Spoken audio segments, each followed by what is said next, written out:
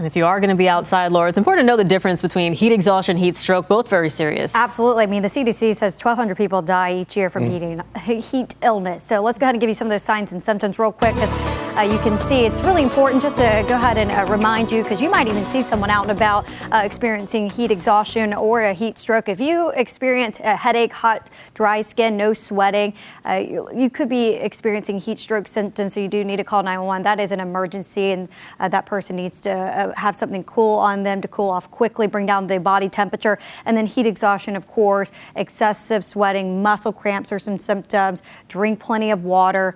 Get in where you can get some AC to cool off quickly, but certainly want to take this seriously, because heat can set in quickly and overheat yourself very fast as well. And look for your little ones.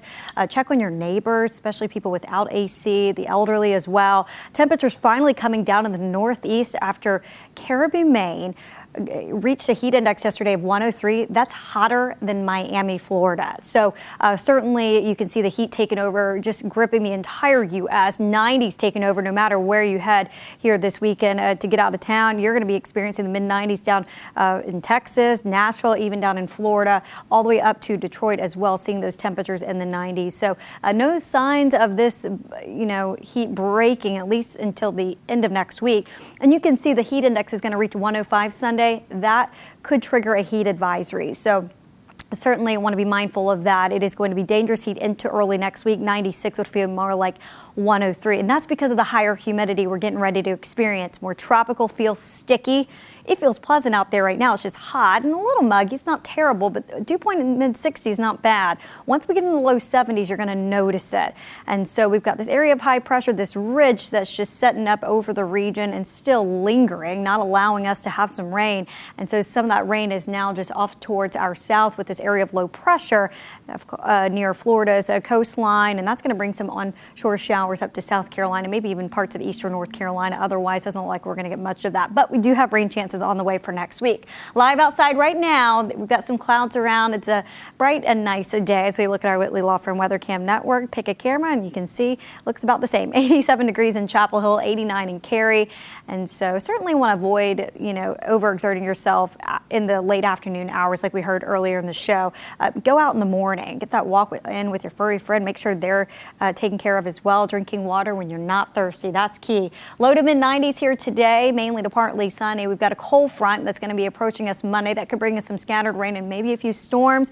Another chance next Thursday. The reason I bring that up, I'm not real impressed now with rain chances on Monday. In fact, totals could maybe only get up to about 1/4 inch of rainfall. Hopefully that trend, we'll see higher rainfall totals go up. But right now, looking like Thursday into Friday of next week looks to be our best chance. But you can see some onshore showers down into our south, some circulation there with that area of low pressure. And so that's the same area that's being watched by the National Hurricane Center. Maybe a few showers here in central North Carolina, isolated storms to pop up with heating on Sunday. Best chance, though, would be later in the day on Sunday and then into Monday with that cold front approaching and some upper level energy sliding through. But you can certainly see there's that low pressure system just about 120 miles off the east coast of Florida. 60% chance for a tropical depression development. It would be brief if we do get one. The big weather story out of this, though, will be the rip currents up and down the east coast. So that's even stretching up here in North Carolina. So be mindful of that. And we could have Tropical Storm Beryl soon, as you can see in the Gulf of Mexico, likely to develop by this weekend or early next week. But it's all about the heat right now. We're looking for rain for you so you can turn the sprinklers off. And there we have it. Next Thursday looks like a 40% chance that might come up. It's looking wetter, so I hope that trend holds. Look at those mornings, mid-70s, and our first 100-degree forecast day maybe next Wednesday.